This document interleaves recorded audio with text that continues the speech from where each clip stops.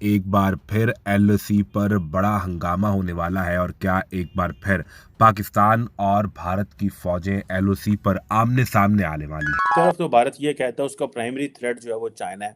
लेकिन prime minister Modi जो है भारत के, उन्होंने एक नई एयर बेस का इफ्तिताह किया है।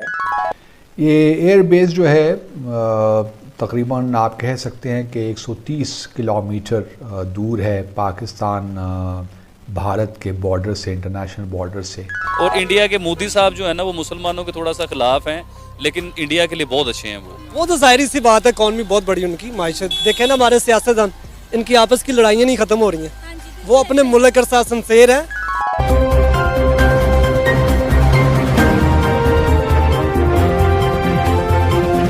Hello friends, welcome to our channel India first. दोस्तों, अभी हाल ही में पीएम मोदी ने गुजरात के जामनगर में एक नए एयरबेस का उद्घाटन किया है, जो कि मूलतः पाकिस्तान व अरब सागर पर नजर रखने के काम आएगा।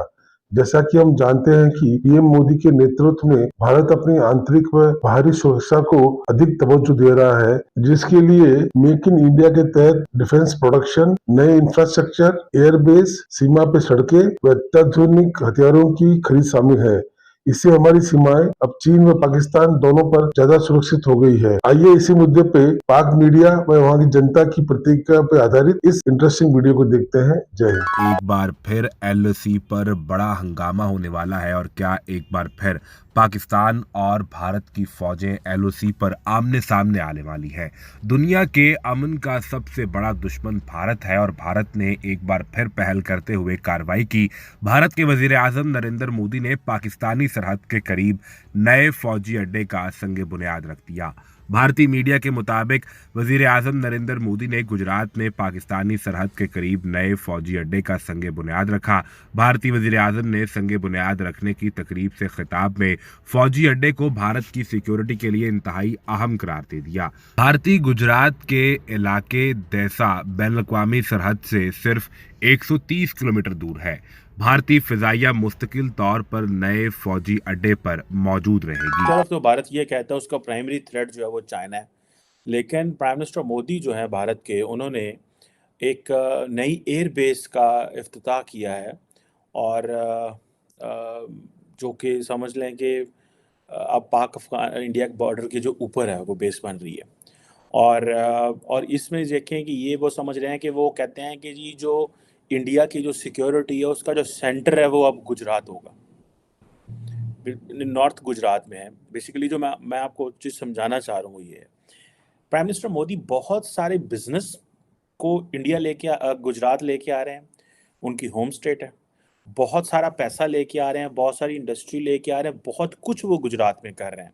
Just to give a message to Gujarat, जो उनकी बेस है, अपनी वो बेस को नहीं छोड़ना चाह रहे। ये एक बड़ी अहम चीज़ है किसी भी पॉलिटिशियन के लिए। जो उसकी सबसे इम्पोर्टेंट चीज़ होती है, उसकी बेस होती है, वो कहाँ से आया। एक तो वो अपनी बेस नहीं छोड़ना चाह रहे। इट मीन्स कि he is continuously in touch, and वो चाहता है कि वो गुजरात जो है वो फले फूले एंड व्हाटएवर, ठीक है। उधर से आप पाकिस्तान के प्राइम मिनिस्टर की जो फाइनेंशियल टाइम्स को स्टोरी उन्होंने इंटरव्यू दिया, उसमें ये ज़रा आप पढ़ें, ये मैंने साथ लगाया हुआ है। उन्होंने कहा हमें पैसे दे दो, नहीं तो साढ़े हालात ख़राब हो जाने। उन्होंने कहा जी अगर इंटरनेशनल कम्युनिटी फेल हो गई, this is what the prime minister says, और पैसे जो है वो ना पहुंचे, तो ये पॉलिटिकल इंस्टेबिलिटी होगी in our nuclear armed state. यानी कि हम एक न्यूक्लियर आर्म्ड स्टेट हैं। ये हमारे लिए चीज़ अच्छी नहीं है अगर हमें पैसे ना मिले तो।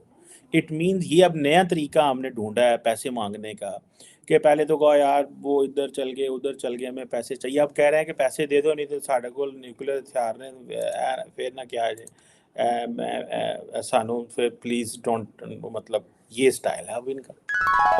ये एयर बेस जो है तकरीबन आप कह सकते हैं कि 130 किलोमीटर दूर है पाकिस्तान भारत के बॉर्डर से, इंटरनेशनल बॉर्डर से। और ये पहला एयर बेस नहीं है गुजरात में, जहाँ तक मुझे मेरी मालूमात हैं। इससे पहले भी गुजरात में 2 एयर बेसेस मौजूद हैं, एक भूज में और एक नालिया में।